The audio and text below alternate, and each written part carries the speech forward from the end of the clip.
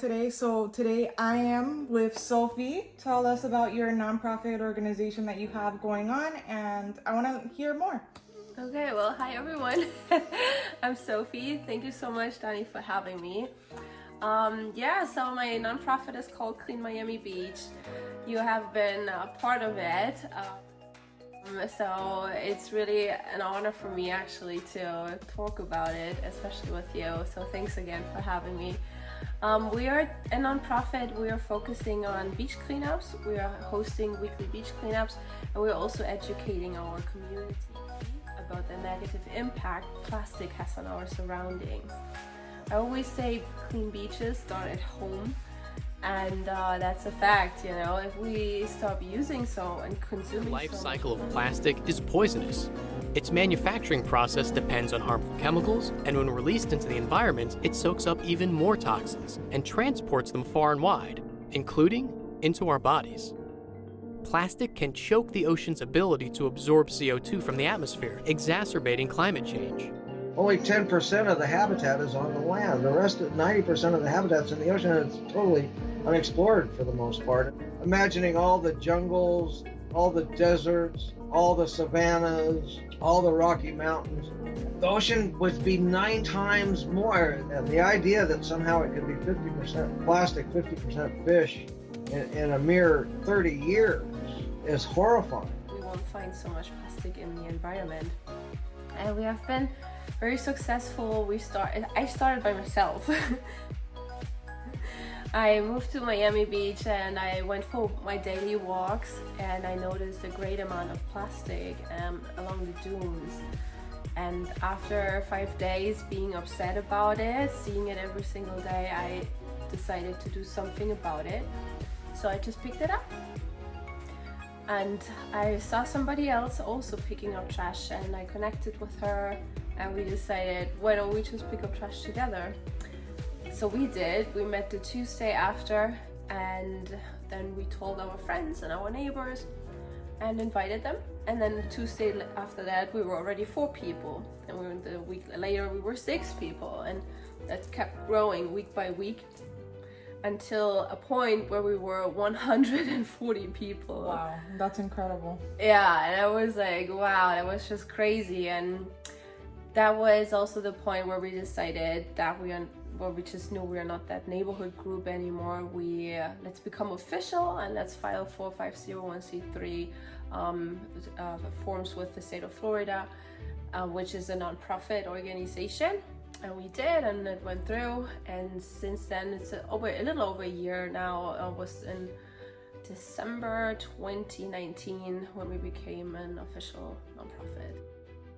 At what age did you come to Miami and just decided, okay, well, Miami is just the city for me? What age? I need to calculate real quick. I think I was 31 when I came. No, 30, around 30. Let's put it. Yeah. Okay, that's amazing. And what country did you come from? I'm from Germany. Awesome. And one part of Germany? Berlin. It's 3 hours south of Berlin, close to the Czech I'm so Republic. sorry about that. She's I have a dog too, very you know. nosy. You want to be in the video? Yeah. She's so amazing. Yeah, But- so I come from Germany, and the city is 3 hours south of Berlin, close to the Czech Republic. It's a very small town. That's where I'm born and raised, but I moved to Munich, and I lived in Munich for 7 years before I came to Miami.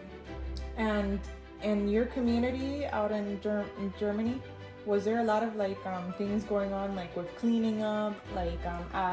Was there a certain part in your adolescence that you were like, oh well, I love cleaning up, and eventually later on in my life I'm going to teach this? It's okay. No, actually not. Well, when I think back now from where I am right now, I do remember going on walks with my parents, and I do remember that my dad always picked up trash. but not like in a big style, like big. And it was not that Germany is as trash as here, definitely not.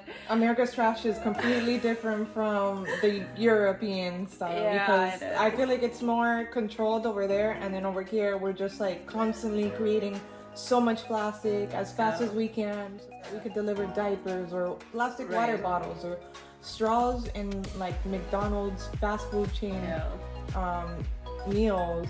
So people are just so accustomed to just throwing it away because they don't know what's gonna happen right after it. Right.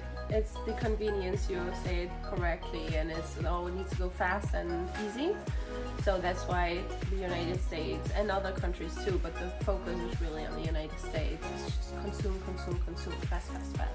And obviously there's also money behind. Plastic is made of crude oil. So all these drilling stations, you know, like they are getting the oil so we can make the plastic.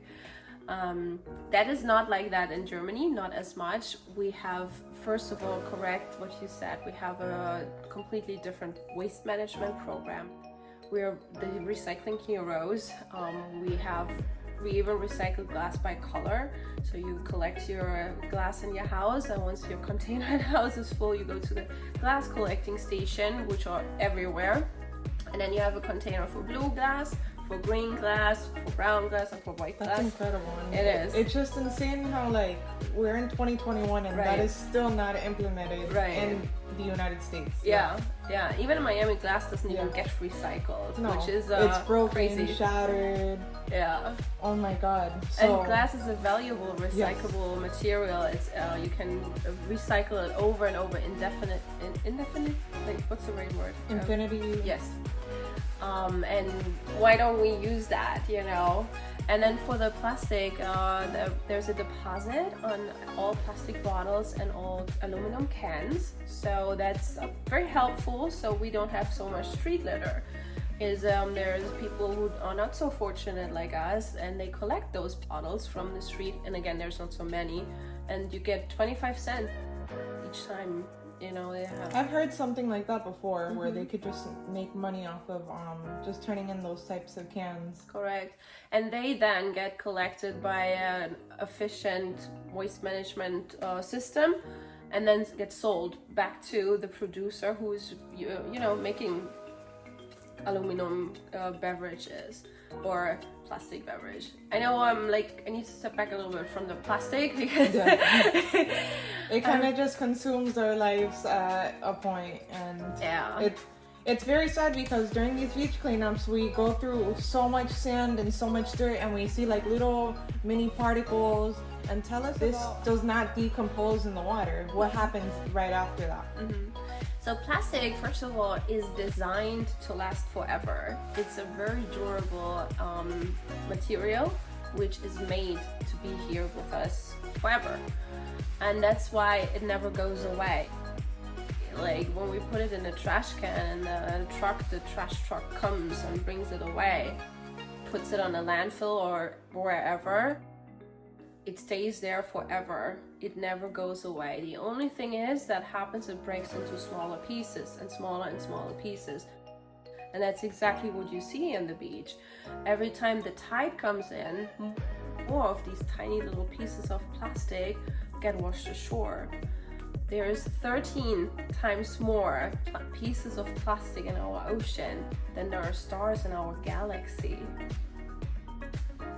That's what I wanted to ask you also, because I just feel like even after we die, that there's still going to be so much plastic on this earth that it's uncontrollable. It is totally out of control. It's very sad because the only thing that we can do is just teach the adolescents and the people that are around us, hey, pick up the stuff that you see on the ground, whether it's at the beach or whether it's on the street, you know? And it's just like common sense that needs to be applied, especially now during 2020. Correct. I feel like we're living in such unprecedented times that it's like we can't even believe what's going on right now. That is very true. I feel the same. When I came to America, I felt like, hold on, what year do we have again? Yeah. I really literally felt I was years back, set back. And you said it yourself, it is unfortunate, but it's the truth. When we die, all the plastic is still gonna be here. Let me just give you one example, right? One grocery bag, the bags the grocer puts our stuff in, lasts for 1,000 years.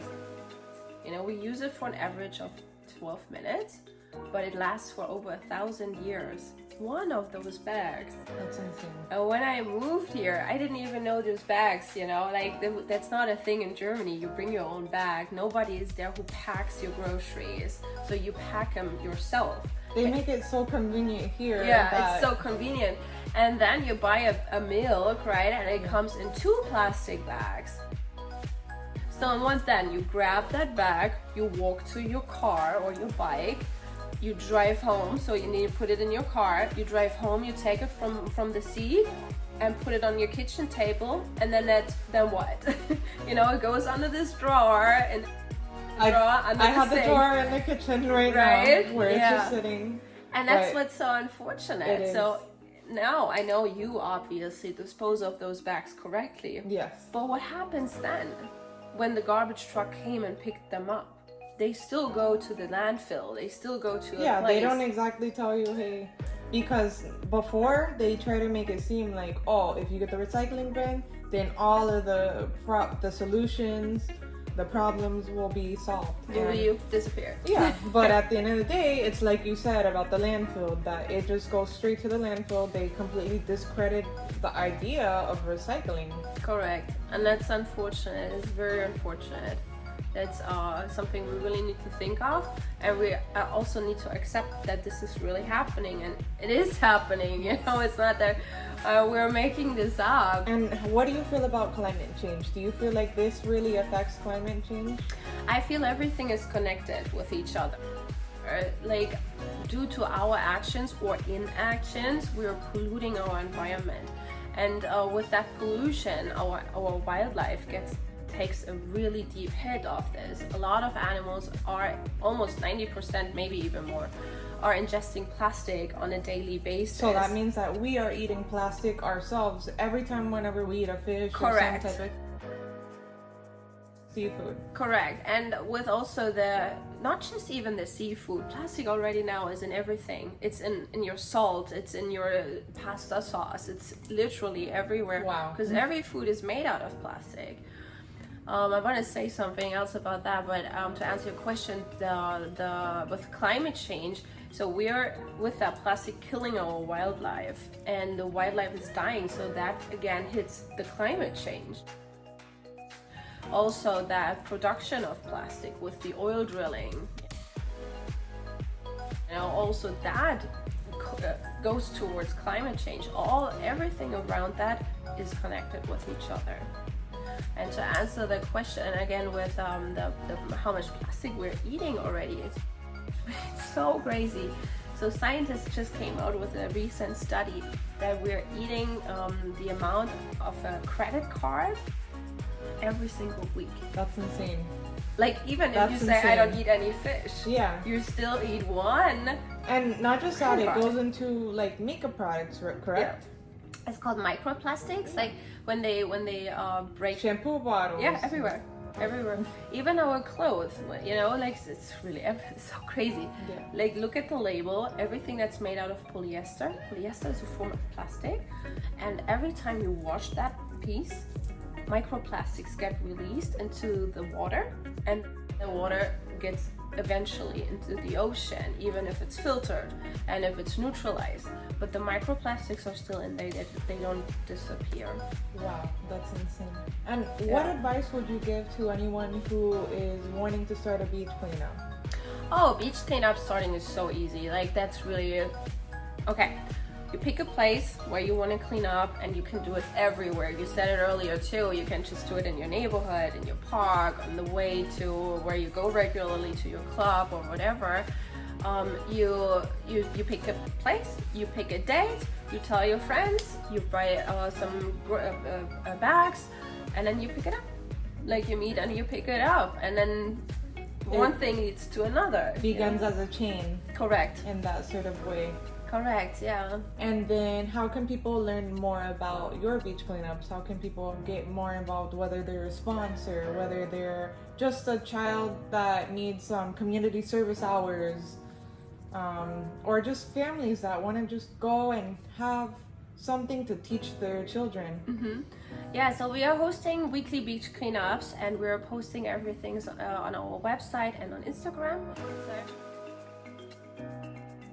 We're posting about a cleanup on Instagram, we activate the RSVP link. Due to the current situation, we need to limit the amount of people, so make sure to sign up right away. And of course, show up. And everybody's welcome. Families, even pets can come. Kids, of course. And we do give out community service hours every time for a cleanup. Every time I go to your cleanups, I'm just so amazed of how many people show up, and just take the chance to just go out there and just enjoy the afternoon with us and learn about this is what's going on in our own city. Like, as I was walking yesterday, I found at least 5 vultures like all the way at the end, and I'm like, how is this even possible? That is it because the people that are driving on Julia is just throwing them out the window, or is it because the boats have people that are just throwing trash out the window? Like, it's insane how it's to crazy, try to connect. What are the locations that you've done these cleanups at? So we are focusing on Miami Beach, Clean Miami Beach. It's because the city of Miami Beach is easy to work with. The process to get the permit is much easier than it is in the city of Miami. So we have a few locations. The best locations are where they are not so developed, so there's no parking, there is no official area. That's where the most trash is, obviously. The main beach in Miami Beach is very well maintained by the city, so we don't find as much trash there, but still we do, like the city can't pick it up all, and it's a constant. And it's from either people that live here or tourism. And it's both. We are basically number 1 in tourism in Miami, and it's very hard to contain, but it's something that later on in the future we have to get better at as a city and as a community. Correct. And just teaching the people around us, and hopefully that everybody in the whole world will be able to just dig in and just get involved. Correct. If not, I honestly feel like climate change is really huge, and it's really affecting us in the way that we breathe, in the way that we live, and just being us living. Like, they say that eventually that we won't even have Miami Beach one day. Correct. And that's very fearful because of the whole sea level rising. Like, how do we know that yet? And we have like news projecting that for us already. Correct, and yet we're not doing anything about it. The only thing both cities did, Miami Beach and Miami, both declared climate emergency. Okay. I know. But nobody is really acting. There's so many things the city already could do, both cities. And yes, it would be a change, right? It would be like inconvenient for us in the beginning, but to see the long term, the big picture, we have no other choice if we want to continue living here. 100%. And one more thing to add, do you have any advice for anyone that would like to be a part of your team, or just any advice at all? Of course. Well, the most important advice I would like to give to anyone who would like to be more conscious is to stop using single-use plastic. We all know, okay, let's go grocery shopping, right? We know that we don't just say it out of the blue, we plan it. So just take the grocery bags to the store, right? The reusable bags, so we don't have to get the single-use bags. When we go to a restaurant and we order our drink, we can say no straw, please. If we really do want a straw, we can bring our own reusable straw.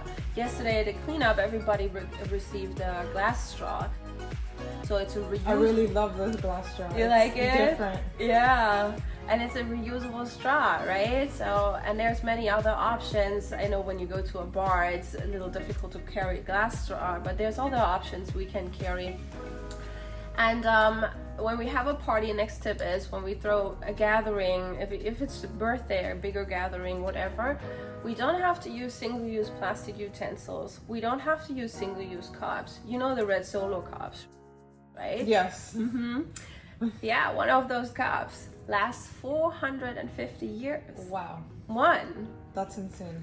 So why don't we just get back to before all that plastic came into our life? Everybody has cups in their kitchen or glasses, and we can just use those. It's totally cool, actually. And then we wash dishes, you know? I just feel like people are so accustomed to the quick, lazy lifestyle. And it's funny because the other day, Miguel and I, we went to a restaurant here in Doral, and they kept serving us plastic plates, then the big plastic cups with the top. And then once we finished that cup, they brought us another cup. But these are like ginormous cups. Then they bring us more silverware. Then more plastic just keeps piling up, and it's like. And look at that one table, right? That was just a one time you visited a restaurant. How much are they doing a day? 15 plates on our table. And imagine 15 plates times how many people that come inside the restaurant. So I would never go to a restaurant ever. No. Like I already It wasn't like that before, but they just started implementing that, and we were like, what's going on here? No, don't go there again, and tell everybody not to go there. Maybe even talk to the manager if anybody feels like it, and make them aware of that. It's also a lot of people don't know. So to the tips again, stop using single-use plastic. Go connect with us via social media. We have Instagram, Facebook, YouTube channels. It's always Clean Miami Beach, and the website is cleanmiamibeach.org.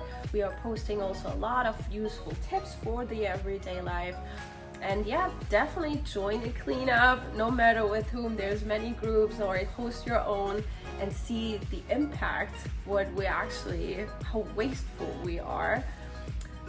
What always upsets me is after the cleanup, all the trash still has to go somewhere. You know, we're actually just moving it from one place to another. And that's what we need to change. So stop using single-use plastic and learn how to reuse the things we already have. That is completely true, and I agree with everything. And I want to thank you so much as an interviewee. I'm really glad to have you, because to have such a person like you to just bring awareness, this is what everybody needs to hear. And just know that, because sometimes when we do a beach cleanup, people think that why are you doing that? The government should be doing that. I feel like everybody should be doing it, because it shouldn't just be one person.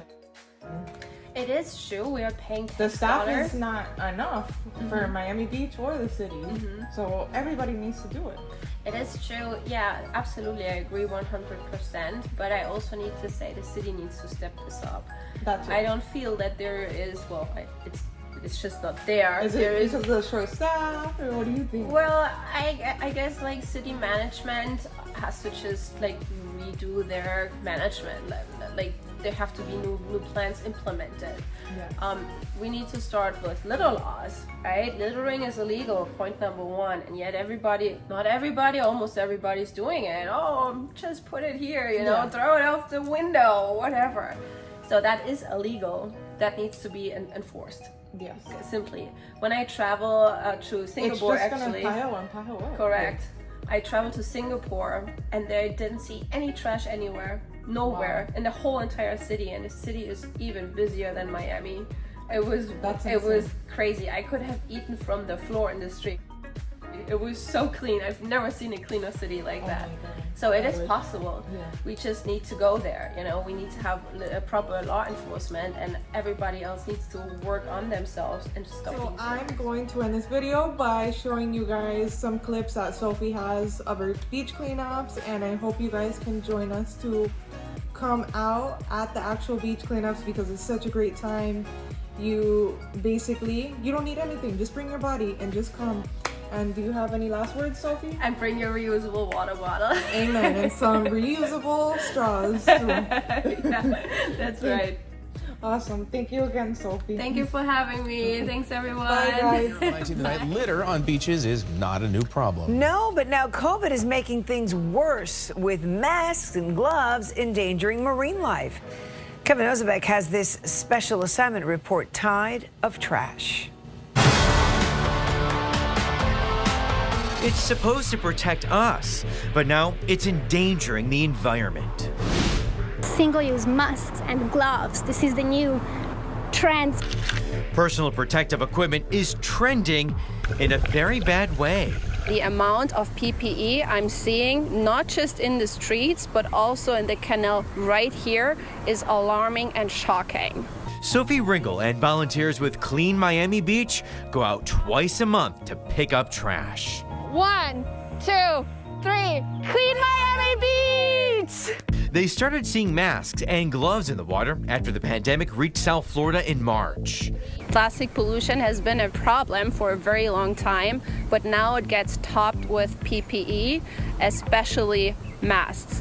When PPE is tossed on the street, it can blow into the water or get washed into the ocean through storm drains. 1, 2, 3. Something that's supposed to keep us safe now is hurting the environment. So, it's kind of counterproductive for people to do that, to not care about the environment, care so much about their health. I think they should go hand in hand. 48, 49, 50. In just 1 hour, the group picked up 84 pounds of trash, including 88 masks. They record their haul on Clean